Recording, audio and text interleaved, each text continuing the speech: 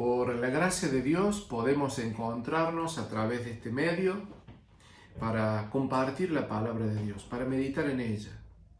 La Biblia es un libro único. No hay dos como la Biblia. Es un libro único porque en ella, en sus páginas, contiene los misterios de las profundidades del corazón de Dios. El Espíritu Santo tomó estas verdades, estos consejos, estos lineamientos, estos misterios de las profundidades del corazón de Dios y a través de inspiración escrita se plasmaron en las páginas de la Biblia lo que había en el corazón de Dios. La Biblia, algunos salmistas dicen que es el alimento para nuestra alma. Es dulce a nuestro paladar porque la Biblia es el alimento para nosotros. La Biblia también dice que es como una lámpara que ilumina el camino, nos indica a dónde debemos poner nuestros pies. Y también la Biblia es como si fuera una brújula. La Biblia es el libro de Dios. Y como nuestro Dios es un Dios que nos ama, que nos quiere en sobremanera, que busca lo mejor para nosotros, en la Biblia están los consejos para que nosotros podamos ser bendecidos. Leer la Biblia, entender la Biblia y vivir la Biblia es bueno para nosotros. Es recomendable para nosotros vivir la Biblia. En sus páginas están los consejos de cómo debemos hacer para estar bien. Porque acercarnos a Dios nos bendice a nosotros, a nuestras familias, a nuestros seres queridos, a los que no conocemos. La Biblia es un libro que trae bendición para aquel que la lee y la vive. Porque ahí están las buenas intenciones de Dios para nosotros. Dios nos creó y en su libro escribió todas aquellas cosas y consejos y límites que nos van a hacer bien a nosotros. En la Biblia hay personajes en donde nos sentimos reflejados, donde algunos de ellos los consideramos ejemplos. En esta oportunidad quisiera considerar algunos personajes, principalmente adolescentes y jóvenes, porque tenemos mucho que aprender, a pesar de que ellos son de muy corta edad. Pero estos adolescentes y jóvenes que están en la Biblia han podido obrar como maduros espiritualmente. Y vamos a aprender de ellos, o vamos a recordar. Tenemos el caso del profeta Samuel. El nacimiento de este profeta fue producto de un milagro, porque su mamá era estéril. Ana, la mamá de Samuel, lloró profundamente y amargamente, contándole a Dios que no podía tener hijos, y le suplicó que Dios le permitiera el milagro de la concepción. Dios lo permitió. En la soberanía de Dios, Dios escuchó a Ana y permitió que quedara embarazada y nace Samuel. La mamá lo lleva al templo, a Samuel, porque así lo había prometido, y Samuel queda al cuidado de un hombre llamado el profeta Eli. Y siendo de muy corta edad, Dios habla y Dios llama a este niño. Y en la primera oportunidad le dice: Samuel, Samuel. Dios le habla a Samuel. Y con las orejitas de este niño, Samuel puede, con estos oídos, escuchar la voz de Dios. Samuel, Samuel. Entonces este niño, como nunca había escuchado a Dios, cree que lo estaba llamando Eli. Entonces va a él y dice: discúlpeme, usted me ha llamado, necesita algo. Y el profeta dice: yo no te he llamado, Samuel, pero gracias por venir. Entonces vuelve Samuel a su habitación. Seguidamente Dios vuelve a llamarlo: Samuel, Samuel. Este niño rápidamente va a verlo al profeta Eli y dice: usted me llamó de nuevo, ¿necesita algo? Entonces el profeta se da cuenta de que era Dios quien estaba llamando a este niño y aconseja a Samuel qué debía hacer al respecto. Este niño fue creciendo y la Biblia dice en 1 Samuel 2, 26, y el joven Samuel iba creciendo y era acepto delante de Dios y delante de los hombres.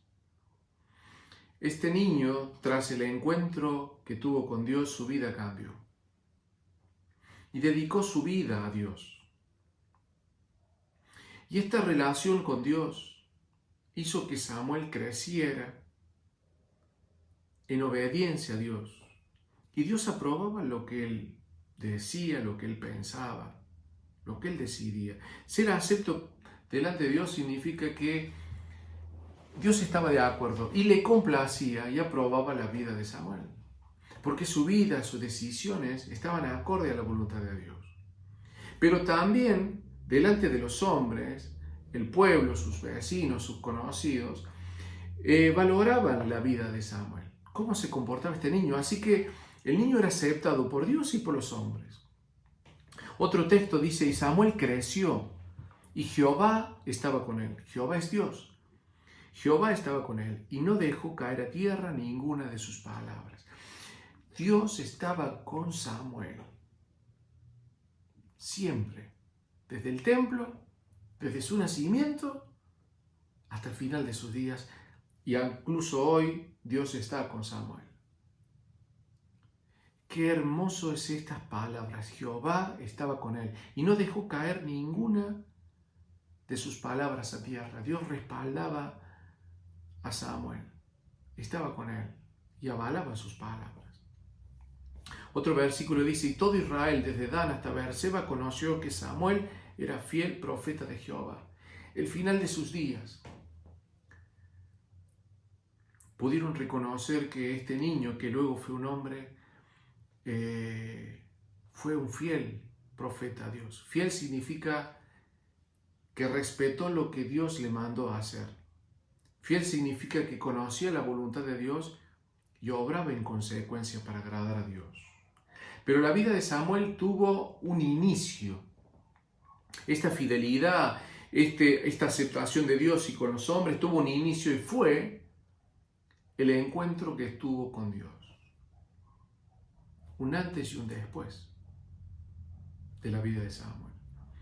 Tenemos también, por ejemplo, la historia de David, del rey David, del gran y amado David. Él era un pastorcito de ovejas, el menor de sus hermanos, que su padre lo enviaba al cuidado de las ovejas. Y resulta que en una oportunidad se produce una guerra entre los filisteos y los israelitas. Miles contra miles. Se habían reunido en un campo de batalla y acá estaba el ejército filisteo, el ejército israelita, pero todavía no se habían trabado en lucha. Simplemente un gladiador, un guerrero, un paladín de los filisteos salió y le decía, de los soldados de Israel envíen a uno que luche contra mí. Uno contra uno. Un soldado filisteo contra un soldado israelita. Este filisteo, su nombre era Goliat, era un gigante y medía más de 3 metros. Por supuesto que ninguno de los soldados israelíes quería pelear con Goliat.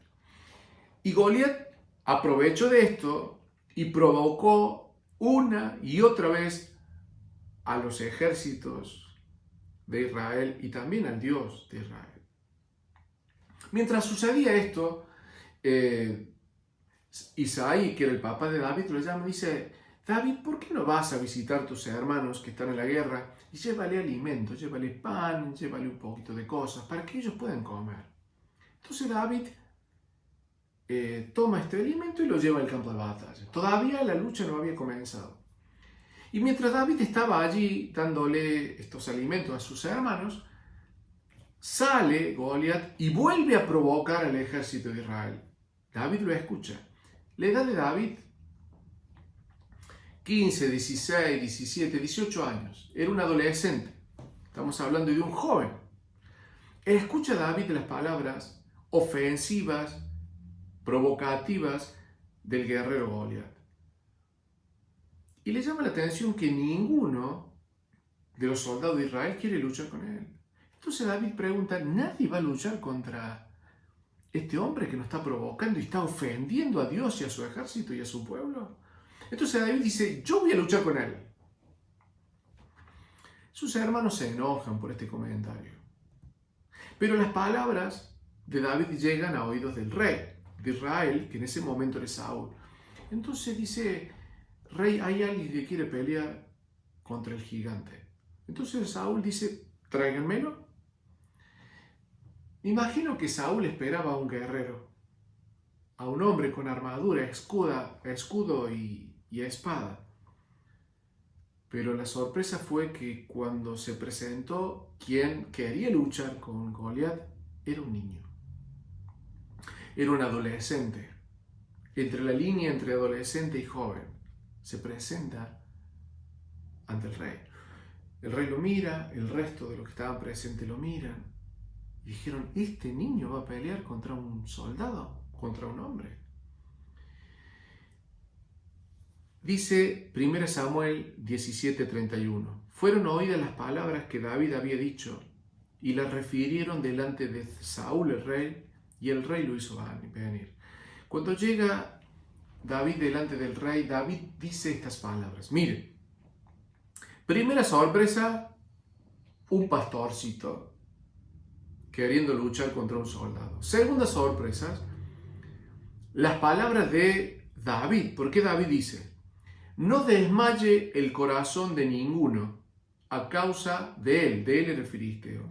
Tu siervo, haciéndose mención de sí mismo, tu siervo irá y peleará contra este filisteo. Entonces, este pastorcito le dice al rey, parafraseando, ¿no? Haciendo uso de mis palabras, dice, haciendo uso de las palabras de David, mire rey, no tenga miedo, y no desmaye ni usted ni ninguno de los miles de la tropa de Israel, porque yo, su siervo, voy a pelear contra el gigante. El rey lo habrá mirado a David y habrá dicho, ¿qué está diciendo este muchacho? Y seguramente en los presentes habrán pensado, este joven no sabe lo que dice. Algunos habrán dicho que estaba desquiciado. Otros habrán pensado, quiere un momento de fama, un momento de gloria, un momento de reconocimiento social. Creo, hermanos, y me atrevo a decir que nadie consideró posible que este niño pudiera pelear y aún vencer al gigante. Entonces Saúl le dice Saúl a David, no podrás tú ir contra aquel filisteo para pelear con él porque tú eres un muchacho. Tú eres un adolescente y él es un hombre de guerra desde su juventud. Entonces el rey le dice, no puedes ir a pelear. Tú eres un niño, eres un muchacho y él es un hombre de guerra y que desde niño participa en las guerras. Tú no tienes las condiciones ni las experiencias para hacerlo. Entonces el joven David le va a responder a Saúl que Saúl se equivoca. Porque lo que está diciendo David es una experiencia de vida. David no tiene una fe intelectual. David lo que está diciendo es parte de la confirmación de Dios en su vida. Porque David nunca peleó contra un guerrero, pero sí tuvo otras batallas donde Dios estuvo con él y Dios lo ayudó a David.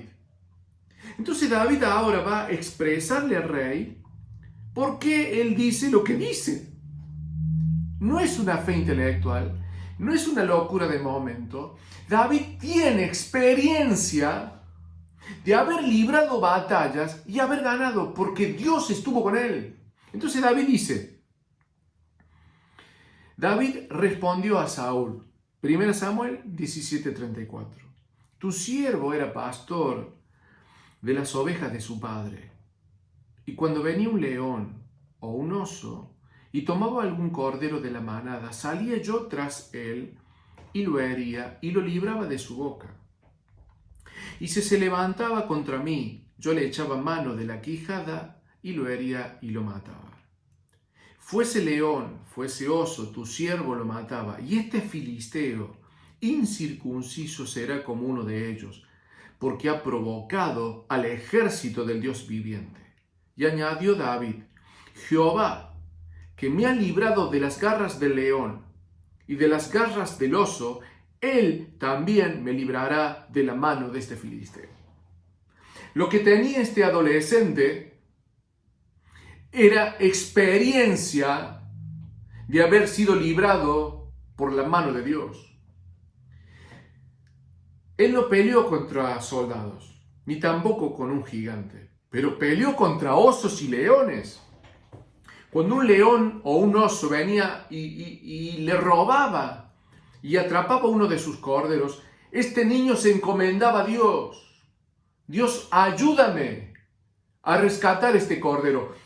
Y este joven valiente, en la soledad del desierto, en la soledad de ese lugar donde él estaba con sus ovejas, solo, este niño solo, clamó a Dios, ayúdame Dios. Ayúdame Dios. Y fue y le sacaba de la boca del león o de la boca del oso al cordero. Y dice que cuando el león y el oso se volvían para atacarlo a él, dice que este niño tomaba las quijadas del león y del oso y lo mataba. Dice David, siempre me libró Dios. Dice, mi victoria no estaba en mi fuerza o en mis armas o en mis habilidades. La victoria siempre la tuvo porque Dios estuvo a mi lado. Y dice, si Dios estuvo a mi lado contra el oso y contra el león, también Dios estará a mi lado cuando vaya a luchar contra el filisteo. La fe de este joven, la fe de este adolescente o niño, como querramos mirarlo, se basaba en una experiencia de vida, de haber confiado en Dios y que Dios estuvo a su lado. Saúl se sorprendió aún más y pudo ver en los ojos de este muchacho la convicción madura de un hombre de Dios. Pudo sentir Saúl que la mano de Dios estaba sobre el hombro de David y que este niño, que este adolescente no estaba solo, porque Dios estaba con él. Iría a pelear contra un gigante. Pero un gran gigante, el Dios Todopoderoso, estaba al lado de este niño.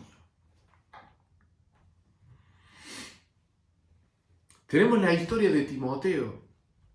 Yéndonos al Nuevo Testamento, Timoteo fue un niño donde su mamá y su abuela le enseñaron las Escrituras, les hablaron de Dios y le contagiaron el temor de Dios. Pablo, el apóstol Pablo, un gran hombre y conocedor de la Biblia, escogió a Timoteo para ser un líder espiritual, para ser un líder de iglesia, de la iglesia de Dios. En el tiempo de Pablo, Dios, a través del Espíritu Santo, estaba revelando la estructura de la iglesia futura, estableciendo a diáconos, estableciendo a ancianos. Y habrá habido en los tiempos de Pablo hombres maduros que pintaban canas, que temían a Dios. Pero Pablo vio algo en Timoteo y lo comienza a pastorear y a formar para ser un líder de la iglesia. Por eso, Pablo le dice a Timoteo, en el capítulo 4, de versículo 12 de la primera carta, dice, ninguno tenga en poco tu juventud, sino sea ejemplo de los creyentes en palabra, en conducta, en amor, en espíritu, en fe y pureza. Entre tanto que voy yo, dice Pablo, ocúpate en la lectura, la exhortación y la enseñanza. Era un joven Timoteo, pero Pablo lo escogió para ser un líder de la iglesia. Por eso le dice, ninguno tenga en poco tu juventud. Tenemos el ejemplo de Daniel, del profeta Daniel. Daniel fue llevado cautivo, esclavo, y vivió desde ahí el resto de su vida en esclavitud. Fue llevado cautivo por el imperio babilónico caldeo, cuyo rey era Nabucodonosor. Pero vemos en todo el libro de Daniel su fe inquebrantable. Porque Daniel, puso en primer lugar la obediencia a Dios antes que su vida. Daniel, porque cuando lo llevaron cautivo también era de la edad de David. 16, 17, 18, hasta 20 años. Era la edad de que tenía Daniel cuando fue llevado cautivo. Pero desde el momento que fue llevado cautivo, Daniel siempre puso primero agradar a Dios que ante los hombres. Aunque su vida estuviera en riesgo, Daniel siempre eligió ser obediente a Dios y agradar a Dios. Y en todo el libro de Daniel no encontramos pecados o errores de Daniel. Sabemos que fue un hombre y los tuvo, ¿no? Tuvo pecados, tuvo errores, pero no lo encontramos en la lectura bíblica. Pero en toda la historia de Daniel, desde chiquito aún hasta viejo, Daniel siempre priorizó la obediencia a Dios antes que su propia vida. Cuando era viejo, conspiraron contra Daniel y lo quisieron acusar frente al rey. Y muchas personas buscaron en la vida de Daniel algún defecto que pudieran utilizar como arma y herramienta para acusarlo. Y no encontraron, dice la Biblia, que no encontraron errores en la vida de Daniel. Entonces, para acusarlo tuvieron que inventar una trampa en la cual Daniel reconoció, pero aún así Daniel decidió obedecer a Dios, honrar a Dios antes que los hombres, aunque su vida estuviera en riesgo. Y Dios siempre lo ayudó. Pero todo comenzó desde niño. Tanto Samuel como David, Timoteo y Daniel, lo vemos fieles. Lo vemos seguidores de Dios y temerosos de Dios aún desde su niñez. Tenemos otras más historias, como la historia de José, la santidad que tuvo José, que priorizó la obediencia a Dios, el agradar a Dios por sobre todas las cosas, aunque la consecuencia fue la cárcel. Niños, adolescentes y jóvenes que tomaron decisiones de adultos. Vayamos por favor a una historia y lo encontraremos en el libro de Crónicas, capítulo 34. Libro de Crónicas, capítulo 34, versículo 1. Aquí encontramos la historia del rey Josías. Los invito a la lectura entonces. Segunda Crónicas 34:1. De 8 años era Josías cuando comenzó a reinar y 31 años reinó en Jerusalén. Josías fue uno de los reyes de la monarquía hebrea. Después de Salomón, el reino, Saúl, David y Salomón reinaron sobre las 12 tribus de Israel. Pero después, el rey que vino a continuación de Salomón, a través de una mala gestión, logró que el reino se dividiera en dos. 2 tribus por un lado y 10 tribus por el otro, y generasen 2 reinos. El reino de Judá y el reino del norte o el reino de Israel. Josías fue rey de Judá, de la tribu de Judá y de la tribu de Benjamín. Su papá y su abuelo fueron un desastre espiritualmente. Un desastre, ¿no?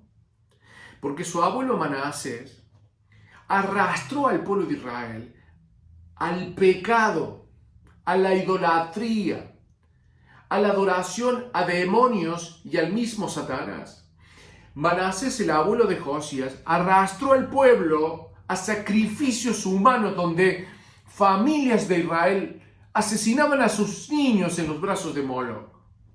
Es decir, que la influencia de Manasés, su abuelo, y su padre fue espantosa porque influyeron negativamente contra el pueblo y lo sumergieron en las profundidades del pecado. Eso fue Manasés, el abuelo de Josías. Al final de sus días, Manasés se arrepiente, pero ya era tarde.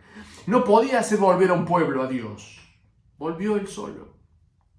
El papá de Josías también fue un desastre, reinó muy poco tiempo, murió joven.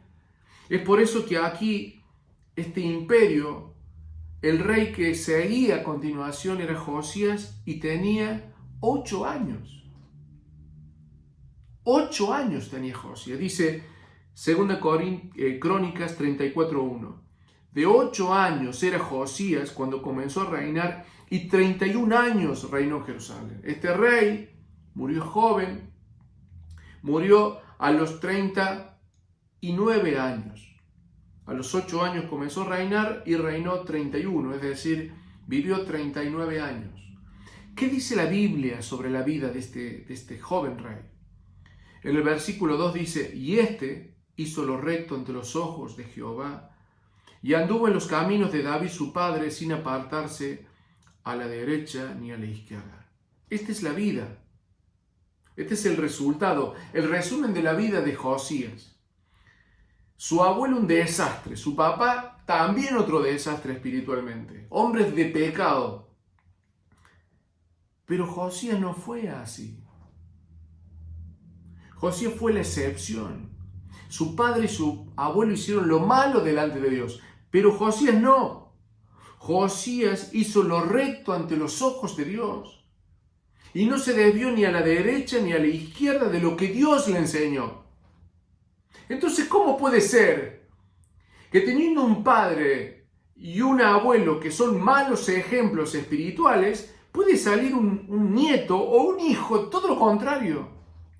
Su padre y su abuelo hicieron lo malo delante de Dios y Josías hizo lo bueno y lo recto, no se desvió ni a la derecha ni a la izquierda. Vamos a estudiar y vamos a ver sencillamente lo que la Biblia nos enseña. Dice el versículo 3 de 2 Crónicas 34. A los 8 años de su reinado, siendo aún un muchacho, comenzó a buscar al Dios de David su padre. Dice, a los 8 años de su reinado, es decir, si él comenzó a reinar a los 8 años más, Josías tenía 8 más 8, 16. A los 8 años de su reinado, es decir, a los 16 años de su vida. Y el escritor dice, siendo aún un muchacho, era un adolescente. Mi hijo Ezequiel, a quien amo, tiene 16. Tiene la edad, Josías tuvo la edad de la que hoy tiene mi hijo. 16 años, un adolescente. Y dice que a los 16 años comenzó a buscar al Dios de David su padre. Su padre no fue David, fue Amón, y su abuelo fue Manasés. ¿Quién era David? ¿Por qué la Biblia dice que el padre de Josías era David? David era un ancestro de Josías. Entre David y Josías había más de 300 años de diferencia. Pero Josías descendía de la línea sanguínea de David. Y dice que Josías comienza a buscar al Dios de David, su padre. Josías elige entre una gran variedad de dioses, elige el Dios de David, su ancestro, de más de 3 siglos de distancia. En el tiempo de Josías, aún tratándose del pueblo de Israel, que uno pensaría que el pueblo de Israel siempre eligió a Dios como su Dios, no fue así. Porque en los tiempos de Josías, tras el gobierno de Amón y Manasés, padre y abuelo de Josías, ellos y otros trajeron a Israel otros dioses. Entonces, en los tiempos de Josías, había, aparte de Jehová, el verdadero Dios, el pueblo de Israel adoraba otros dioses, dioses cananeos como Baal, por ejemplo. Multitud de dioses. Entonces el pueblo de Israel, cuando nace Josías, en el tiempo Josías tenía muchos dioses para elegir. Pero algo hubo en él.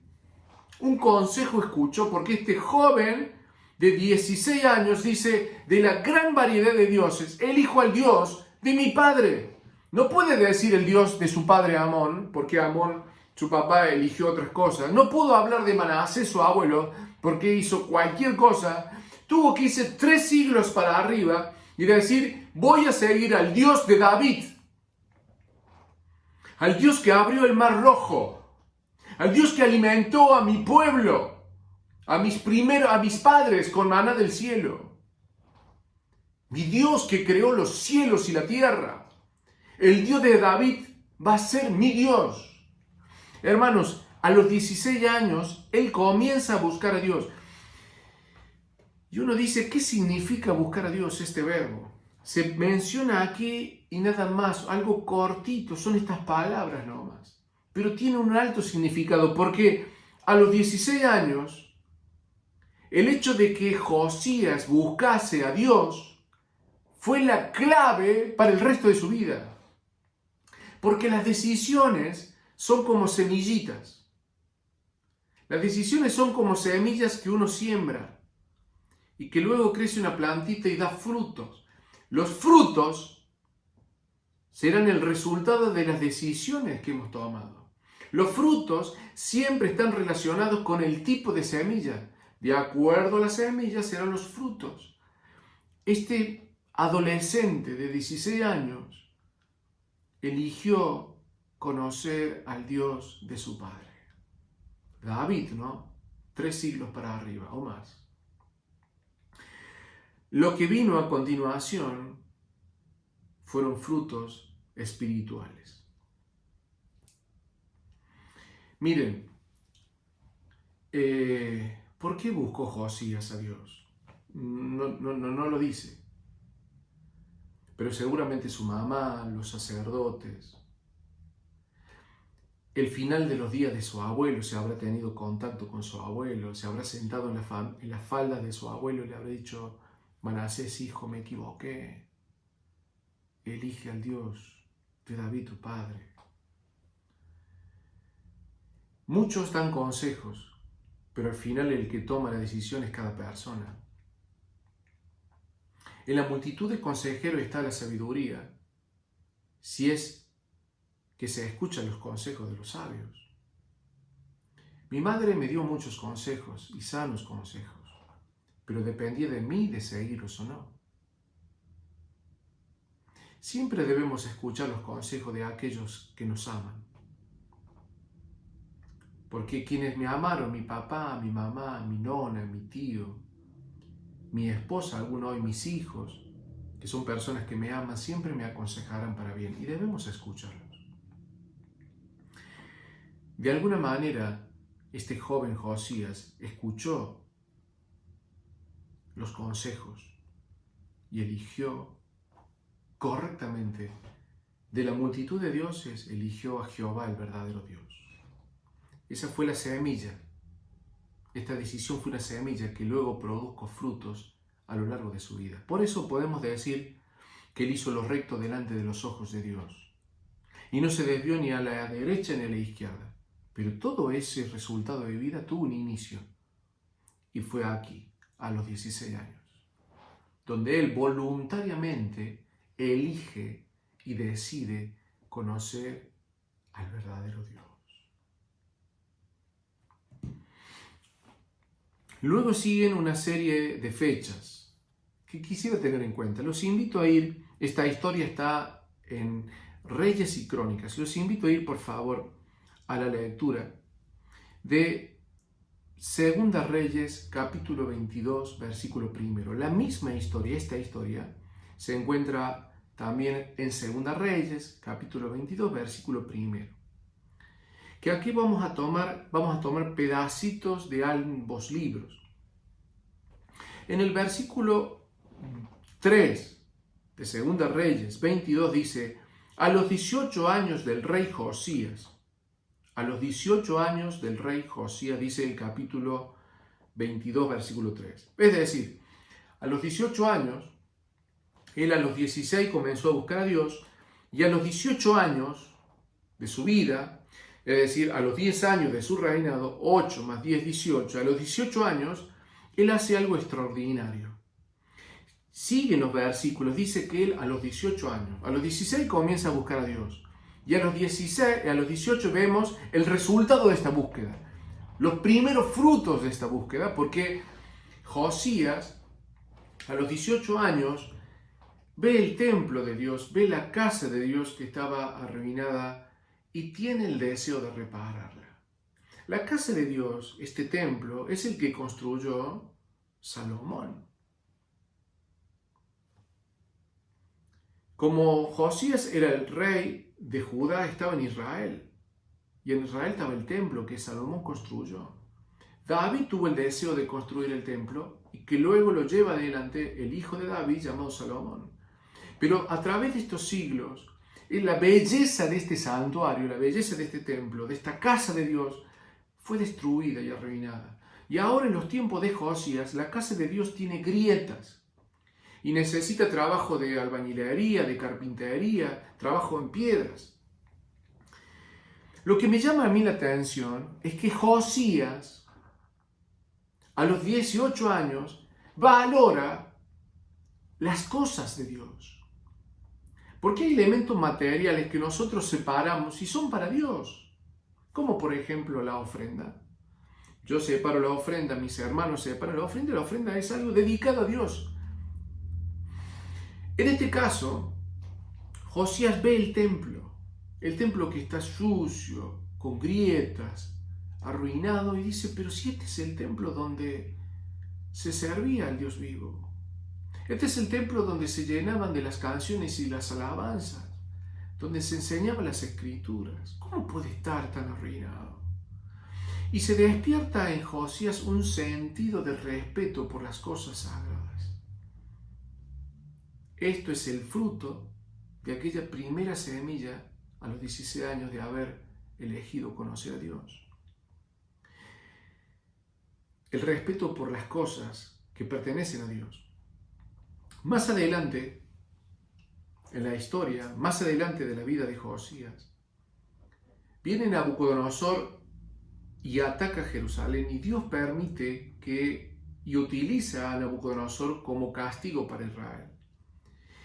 Cuando Nabucodonosor ataca, destruye este templo y lleva los utensilios que estaban en el templo. Utensilios son tazas, vasos, cucharas que se utilizaban en el servicio del templo, pero eran dedicados a Dios.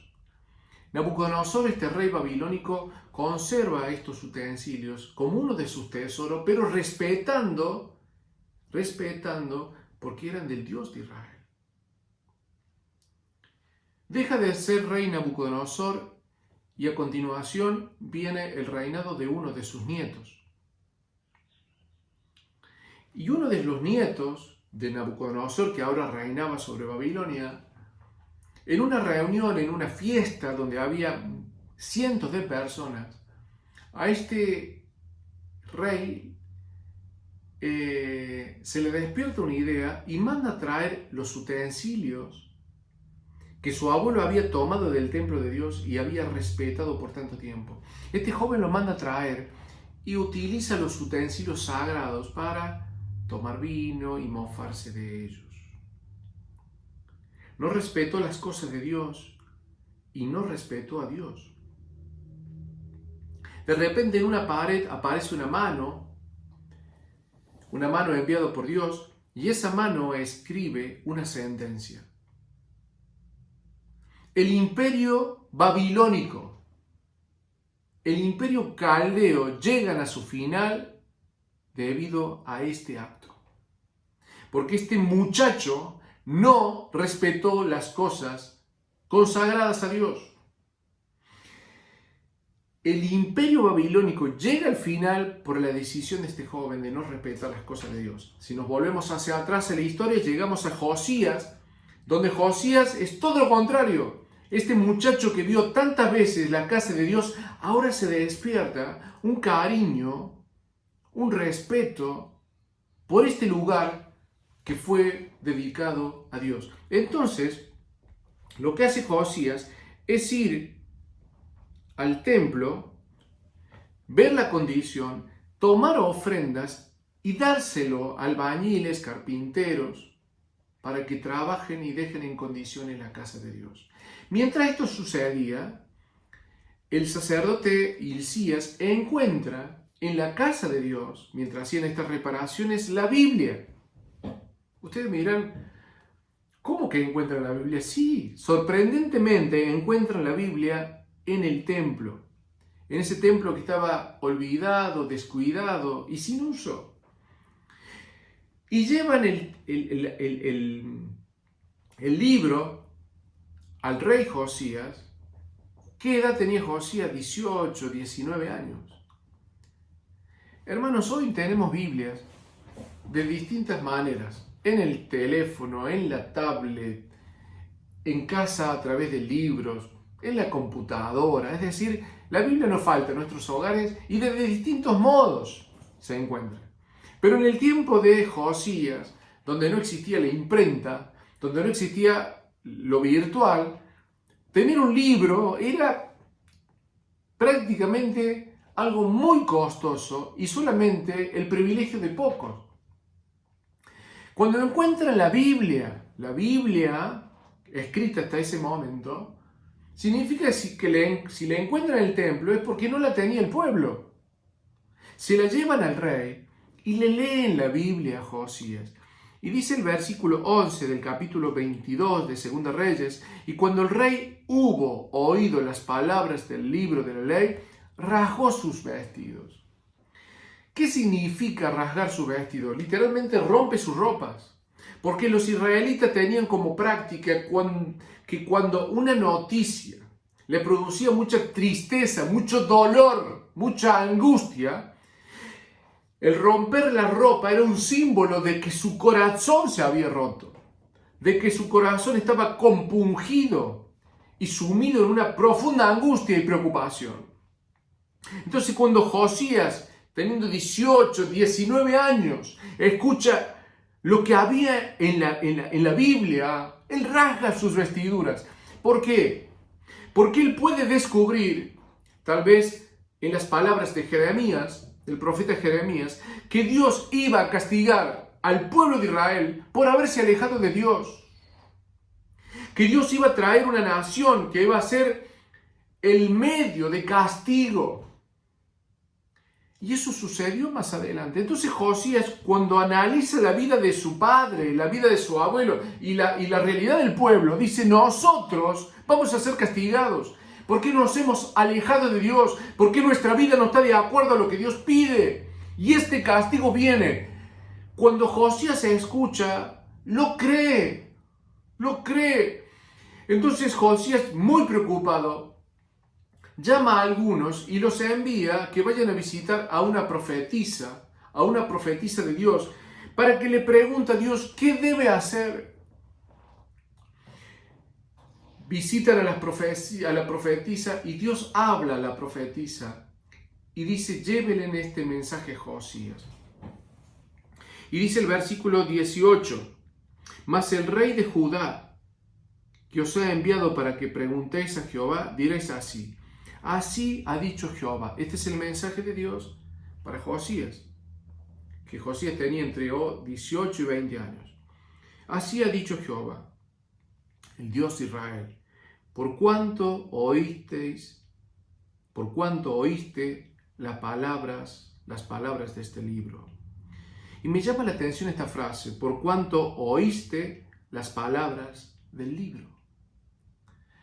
Josías, Dios le dice: tú tuviste el respeto y la voluntad de escuchar mi palabra. Más adelante en la historia, un rey de Judá, como era Josías, le leyeron estas mismas palabras. ¿Y saben lo que hizo? Le leyeron lo mismo que escuchó Josías, que venía el castigo de Dios. Pero el rey que vino a continuación, más adelante, en el reinado de Josías, este mismo libro, tomó el rey un cuchillo, un cortaplumas, una navaja, lo cortó en tiritas y tiró la Biblia en un brasero y la quemó.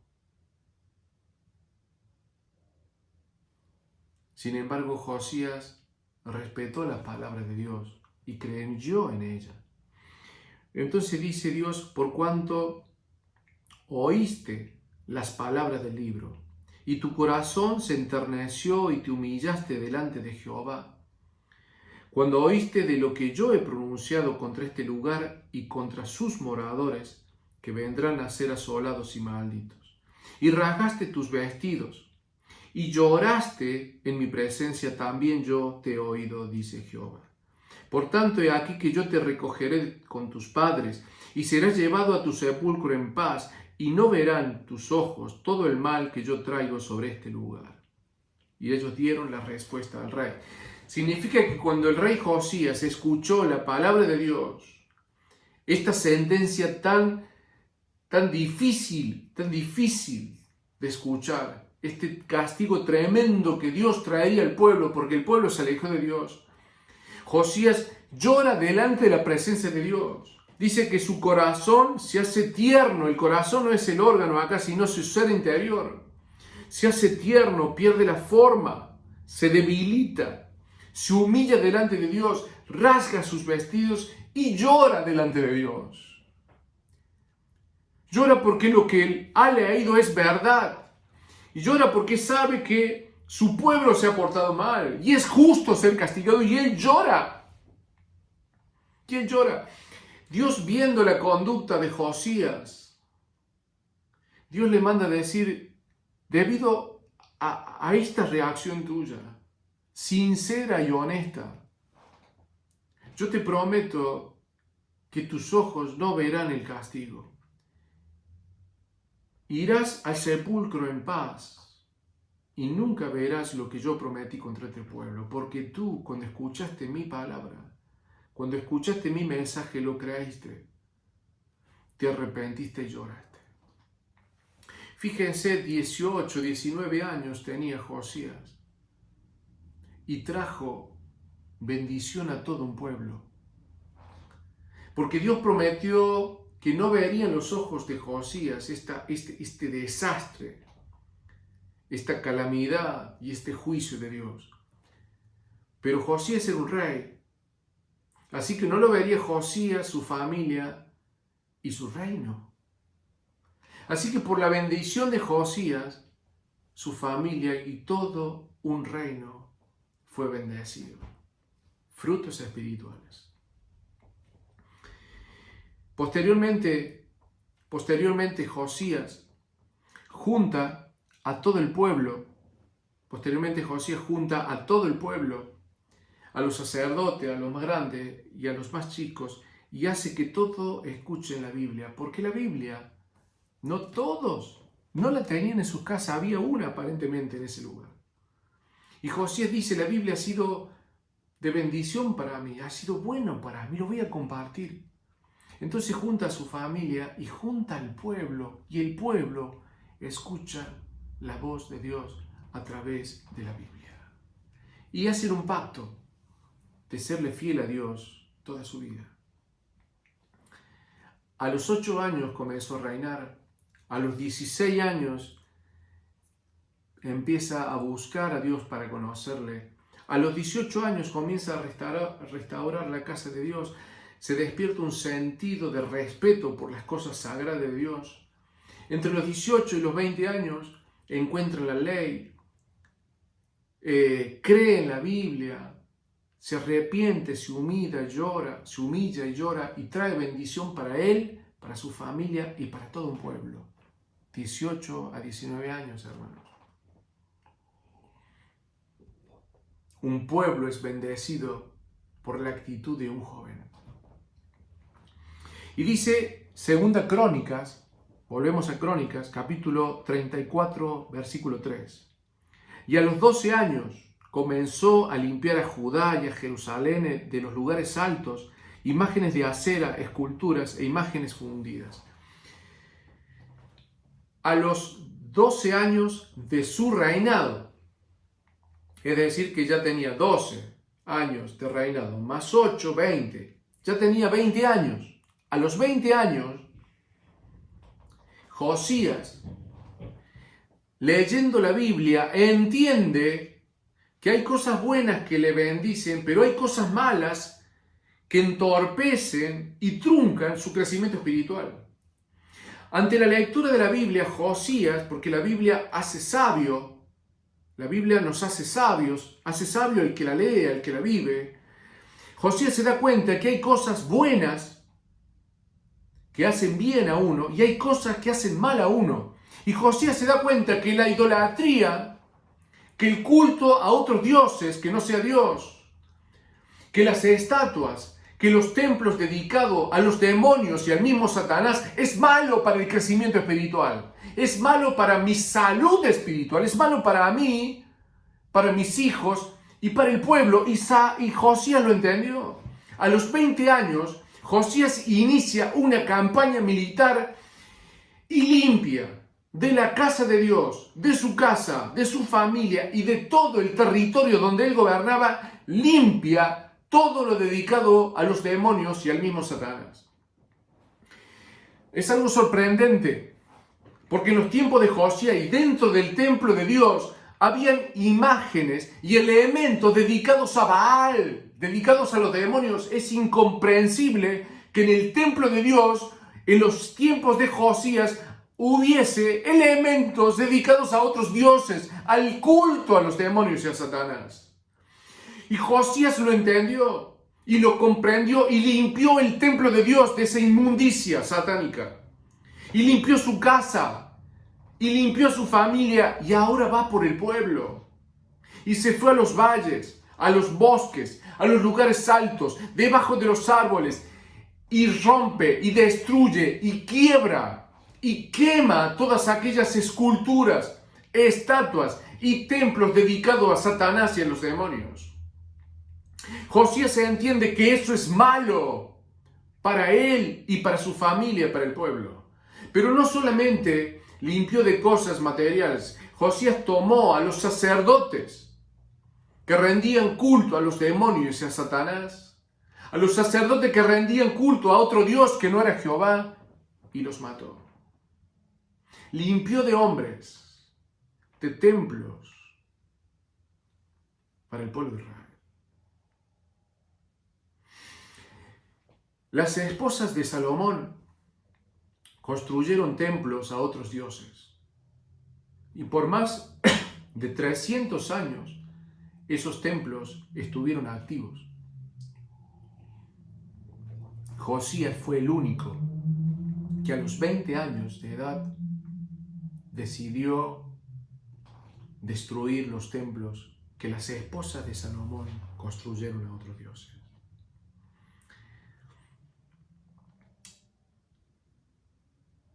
Esto, hermanos, esta decisión a los 20 años de Josías me lleva a pensar a mí, ¿qué hay en mi vida que puede entorpecer, que pueden truncar y que pueden afectar en mi vida, en mi crecimiento espiritual? ¿Qué hay en mi hogar, qué hay en mi casa que puede afectar a mi esposa y a mis hijos? ¿Qué hay en mi teléfono, en mi tablet, en mi computadora que puede afectarme? ¿Qué hay en mi corazón? Yo creo, hermanos, que debemos, con esta prontitud y con esta contundencia, arrancar de nuestra vida aquellas cosas que están fuera de nosotros y en nosotros que entorpecen nuestra salud espiritual. Habrá cosas dedicadas a los demonios y a Satanás que nosotros no nos damos cuenta, que nos están afectando, que nos están truncando. ¿Qué hay en mi mente? ¿Qué hay en mis pensamientos que entorpecen mi crecimiento espiritual?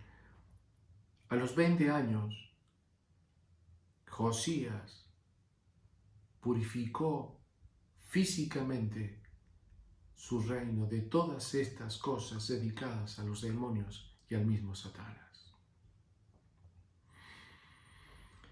Y a continuación, hermanos, y ya para ir terminando, tenemos que a los 18 años de su reinado, algunos interpretan a los 26 años de su vida, Josías celebró la Pascua. Para esto volvemos nuevamente a Reyes, y esta vez en el capítulo 23 de Reyes. Se calcula que a los 26 años de la vida de este muchacho, él celebra la Pascua.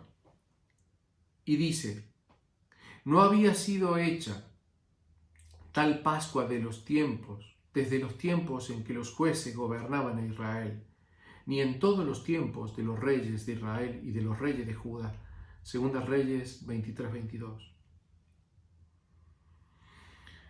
Dice que la Pascua que hizo Josías hacía mucho tiempo que no se celebraba, pero la calidad de la Pascua la realizó de corazón, con sentimientos, sinceramente, honestamente celebró la Pascua Josías. ¿Qué es la Pascua? La Pascua fue instituida por Dios y es la recordación cuando Dios libra al pueblo de Israel de Egipto. La última plaga de Egipto fue la muerte de los primogénitos. Y Dios dijo, para que no muera un primogénito de hombre y de animal en un hogar, debían pintar con la sangre de un cordero sano, limpio, con la sangre de ese corderito, los dinteles de la puerta de la casa. Entonces esa noche, cuando viniera Dios a matar a los primogénitos, aquella casa que tuviera la sangre del cordero, Dios no entraba a esa casa y no había muerte en esa casa. Es decir, que el castigo de Dios pasaba por alto en aquellos hogares que tenían la marca o la pincelada de sangre del cordero, de ese corderito. Y Dios instituyó que una vez al año, todos los años, el pueblo de Israel debería recordar esa historia de amor, esa historia de rescate, esa historia de perdón. Pero el pueblo hacía mucho tiempo que no celebraba la Pascua. Josías reinstaura la celebración de la Pascua con un sentimiento genuino, honesto y verídico. Y el pueblo puede llegar a adorar a Dios, porque puede recordar el brazo poderoso de Dios cuando los rescata de Egipto, el amor que tuvo Dios y el perdón que tuvo por aquellos que estaban, por aquellos hogares que tenían la marca de la sangre del Cordero. El Señor Jesucristo, el día antes de ser crucificado, Él celebró la Pascua. Igual que Josías, el Señor Jesús celebró la Pascua. Nosotros hoy recordamos la Pascua, celebramos la Pascua, no solamente en Semana Santa, en mi iglesia lo hacemos todos los domingos. Todos los domingos recordamos y celebramos la Pascua. No como la celebró Josías, porque Josías celebraba el rescate del pueblo de Egipto, el pueblo de Israel en territorio de Egipto. Josías celebraba la Pascua con la sangre del cordero, de esos corderitos. Pero nosotros, domingo tras domingo, celebramos la Pascua del verdadero Cordero de Dios. Porque la sangre de Cristo es la sangre del Cordero, porque Jesucristo es el verdadero Cordero que con su sangre trae perdón. Porque así como en aquellos hogares Dios pasó por alto el juicio, porque vio la sangre de los corderitos, Dios en el futuro, por aquellos, pasará por alto el castigo del infierno. ¿Por qué? Porque a todos aquellos que hemos creído en Jesús como nuestro Salvador, esa sangre nos librará del castigo eterno. Josías celebraba la Pascua mirando hacia Egipto. Nosotros celebramos la Pascua mirando a Jesucristo, al Cordero de Dios que fue crucificado y que resucitó al tercer día y que ahora está a la diestra de Dios. En el tiempo de Egipto, las puertas fueron pintadas con sangre. Hoy, la sangre de Cristo pinta los corazones de aquellos que creen en Él. Yo, hermano, en mi corazón, en mi cuerpo, en mi ser, he sido bañado y rociado por la sangre de Cristo. La sangre que me ha traído perdón, una nueva vida y que me ha limpiado de mis pecados. Esta sangre rociada en mí me librará del castigo eterno en el infierno. Qué importante es entonces celebrar la Pascua. Por eso domingo tras domingo nosotros decidimos hacerlo así. Juntos, a través del pan simboliza el cuerpo de Cristo y a través del vino la sangre que Él derramó. Y agradecemos por el rescate, y agradecemos por el perdón, y agradecemos por tan grande amor. Y terminamos con la historia de Josías. Y dice el versículo 25, no hubo otro rey antes de él que se convirtiese a Jehová de todo su corazón, de toda su alma y de todas sus fuerzas, conforme a toda la ley de Moisés, y después de él nació otro igual. Leíamos al comienzo que decía, e hizo lo recto ante los ojos de Dios, y no se desvió ni a la derecha ni a la izquierda. Pero hoy leemos otra frase, no hubo antes de él, ni después de él un rey que se convirtiera a Dios con todo su corazón, con toda su alma y con todas sus fuerzas. Este joven, a los 16 años, eligió seguir a Dios y se entregó a Dios. ¿Cómo? Con todo su corazón, con toda su alma y con todas sus fuerzas. Josías, a los 16 años, elige conocer a Dios, elige a Dios como su Señor, le obedece, lo respeta y lo sigue. Y el resultado de su vida fue esto, frutos espirituales de bendición para él y para su pueblo. Y al final de sus días, en esa entrega, en esa conversión genuina de todo su corazón, alma y fuerzas, se resume en su vida. No hubo un rey antes de él ni después de él. Que la historia de la vida de Josías, este adolescente y este joven, como David, como Samuel, como Timoteo, como José, sean para nosotros ejemplos de tomar buenas decisiones. Las decisiones son como semillitas que se siembran y a consecuencia darán frutos. Los frutos están relacionados con la semilla. Hermanos queridos, seguir a Dios y vivir su palabra es bueno para nuestra alma. Es bueno para todos aquellos a quien nosotros amamos. Y bueno, hermanos, gracias por esta oportunidad. Que Dios les bendiga.